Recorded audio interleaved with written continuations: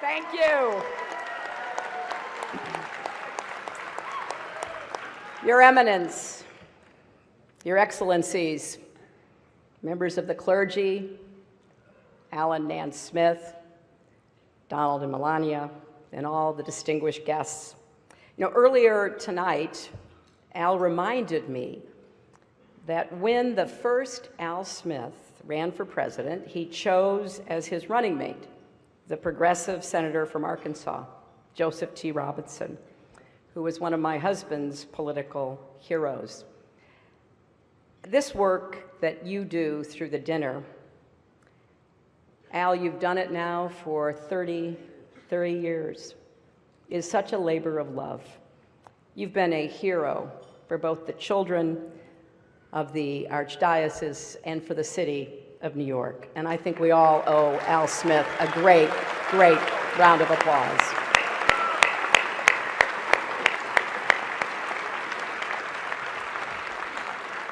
This is such a special event that I took a break from my rigorous nap schedule to be here. And as you've already heard, it's a treat for all of you too, because usually I charge a lot for speeches like this. But for me, it was kind of ironic thinking about a fiery populist, Al Smith. If he were here today and saw how much money we've raised for needy children, he'd be very proud.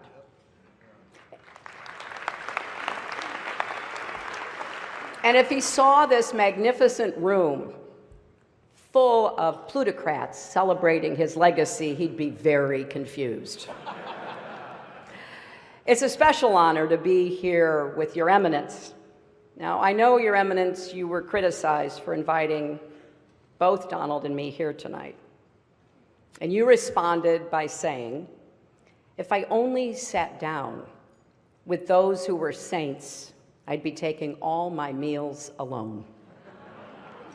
Now, just to be clear, I think the Cardinal is saying I'm not eligible for sainthood. But getting through these 3 debates with Donald has to count as a miracle.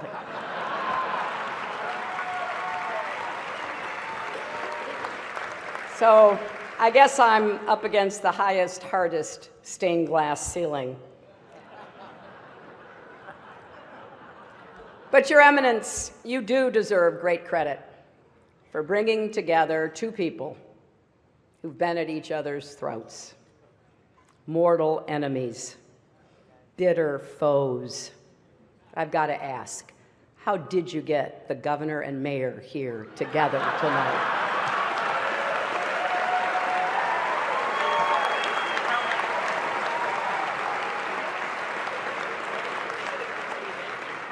Now, I've got to say, there are a lot of friendly faces here in this room, people that I've been privileged to know and to work with. I just want to put you all in a basket of adorables. And you look so good in your tuxes, or as I refer to them, formal pantsuits. And because this is a friendly dinner for such a great cause, Donald, if at any time you don't like what I'm saying, feel free to stand up and shout wrong while I'm talking. Come to think of it, it's amazing I'm up here after Donald. I didn't think he'd be okay with a peaceful transition of power.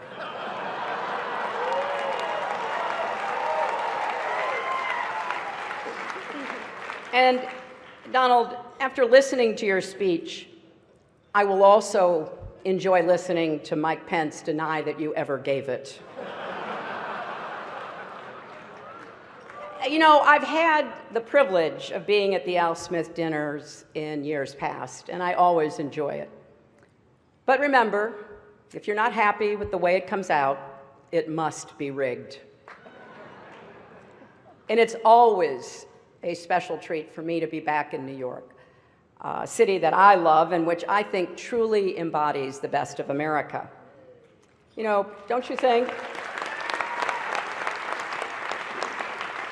People look at the Statue of Liberty and they see a proud symbol of our history as a nation of immigrants, a beacon of hope for people around the world. Donald looks at the Statue of Liberty and sees a 4. Maybe a 5 if she loses the torch and tablet and changes her hair. You know, come to think of it, you know what would be a good number for a woman? 45. But I digress. Now, I'm going to try my best tonight. But I understand I am not known for my sense of humor. That's why it did take a village to write these jokes. People say, and I hear them, I know, they say, I'm boring compared to Donald. But I'm not boring at all. In fact, I'm the life of every party I attend, and I've been to 3. And when the parties get out of hand, as occasionally they do, it's important to have a responsible chaperone who can get everyone home safely. And that is why I picked Tim Kaine to be my vice president. Now, you notice there is no teleprompter here tonight, which is probably smart because maybe you saw Donald dismantle his prompter the other day. And I get that. They're hard to keep up with, and I'm sure it's even harder when you're translating from the original Russian.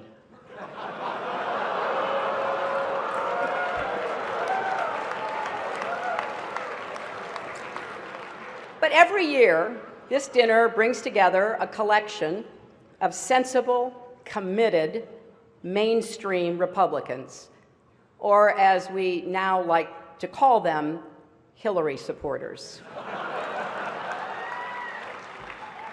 Now, some of my critics, and I hear that too, yeah,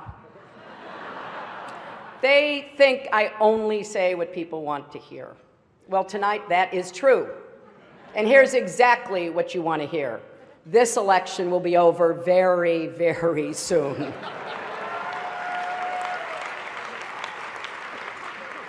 And look at this dais. We got Charlie Rose and Maria Bartiromo and Chris Matthews and Gayle King and Norah O'Donnell and Katie Couric. This counts as a press conference, right? It is great also to see Mayor Bloomberg here.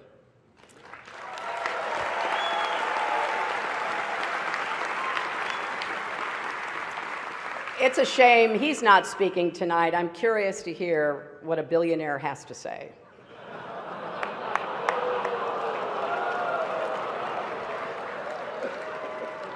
And look else at the dais. We've got the Honorable Chuck Schumer, the Honorable Andrew Cuomo, the Honorable Mike Bloomberg, the Honorable Bill de Blasio, the Honorable David Dinkins, and so many other wonderful elected officials. And we have Rudy Giuliani. Now, many don't know this, but Rudy actually got his start as a prosecutor, going after wealthy New Yorkers who avoided paying taxes. But as the saying goes, if you can't beat him, go on Fox News and call him a genius.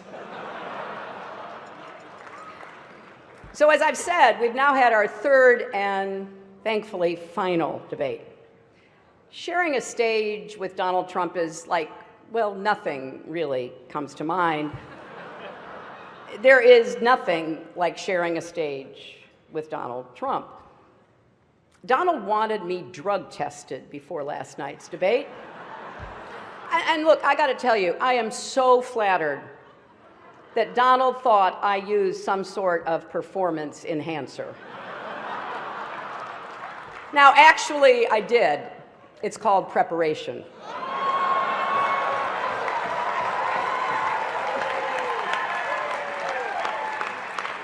And looking back, I've had to listen to Donald for 3 full debates, and he says I don't have any stamina. That is 4.5 hours. I have now stood next to Donald Trump longer than any of his campaign managers. Now, look, I have deep respect for people like Kellyanne Conway. She's working day and night for Donald, and because she's a contractor, he's probably not even going to pay her. But I think the good news is that the debates finally allowed Republicans to unite around their candidate. The bad news is it's Mike Pence. And it's been a long, long campaign. That should be one of our highest priorities, shortening the campaigns. And whoever wins this election, the outcome will be historic. We'll either have the first female president or the first president who started a Twitter war with Cher. And if Donald does win, it'll be awkward at the annual President's Day photo when all the former presidents gather at the White House, and not just with Bill. How is Barack going to get past the Muslim ban? Now, Republicans in particular seem frustrated with their nominee. Paul Ryan told the Republican members of the House, you don't have to support the top of the ticket. Don't worry about anyone besides yourself. Just do what's in your own best interests. So I guess Donald really has unified his party around his core philosophy. And I don't understand their unhappiness. They say Donald doesn't have any policies. He has no policies. I keep hearing that. I'd actually like to defend him on this. Donald has issues, serious issues, really, really serious issues. And I worry about Donald's go-it-alone attitude. For example, at his convention when he said, "I alone can fix it." You know, in the 90s, I said the same thing about America's health care system, and it didn't work out so well for me either. But speaking of health, Donald has been very concerned about mine, very concerned. He actually sent a car to bring me here tonight. Actually, it was a hearse.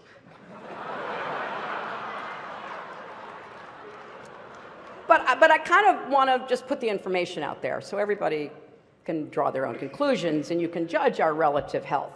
We've each released our medical records. My blood pressure is 100/70. His is unbelievably great. My cholesterol is 189. His is presidential. My heart rate is 72 beats per minute. His is the most beats ever, or the least beats ever, whichever sounds best. But Donald really is as healthy as a horse. You know, the one Vladimir Putin rides around on.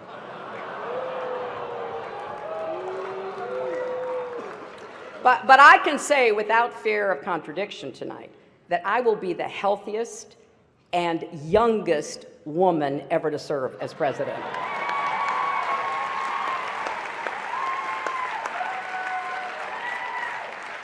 But this has really been a strange campaign. You saw it last night, you saw it again tonight. Donald has attacked me for a life in public service, and I didn't get that at first. I kind of get it now. As he told Howard Stern, he doesn't like it when women have been around for more than 35 years. But Donald, we have so much more in common than actually you may realize. For example, I've tried to inspire young people by showing them that with resilience and hard work, anything is possible, and you're doing the same. A third-grade teacher told me that one of her students refused to turn in his homework because it was under audit. And here's another similarity. The Republican National Committee isn't spending a dime to help either one of us. So tonight, let's embrace the spirit of the evening. Let's come together, remember what unites us, and just rip on Ted Cruz.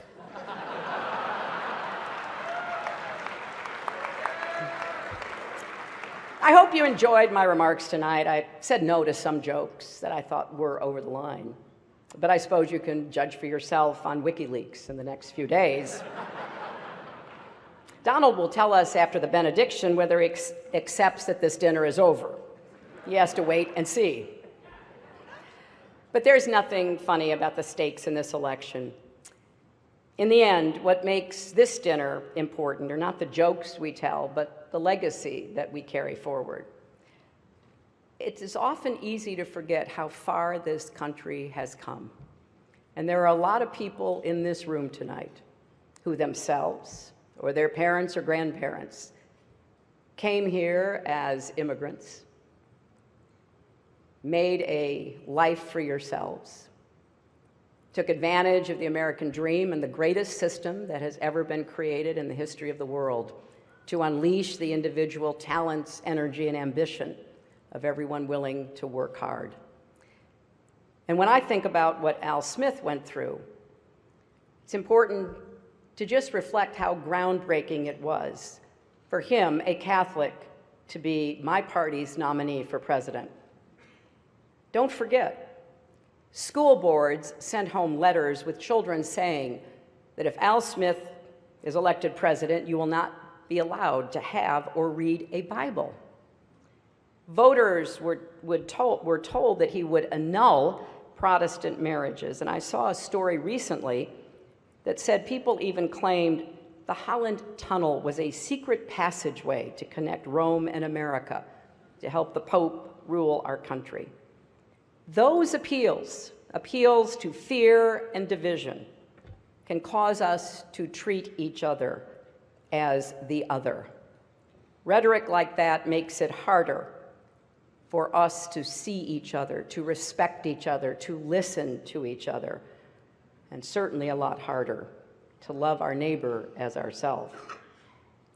I believe how we treat others is the highest expression of faith and of service.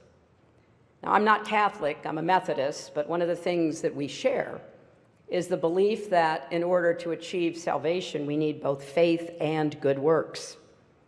And you certainly don't need to be Catholic to be inspired by the humility and heart of the Holy Father, Pope Francis, or to embrace his message.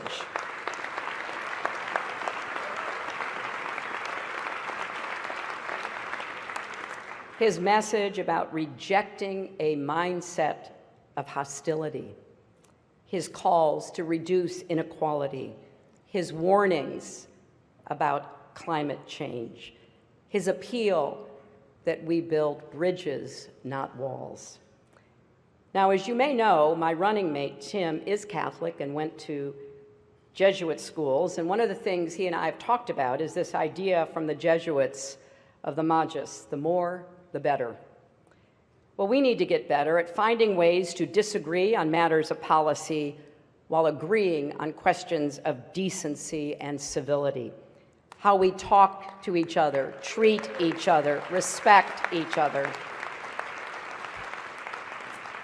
So I've taken this concept of Magis to heart in this campaign as best as one can in the daily heat, the back and forth of a presidential campaign, to ask how we can do more for each other and better for each other.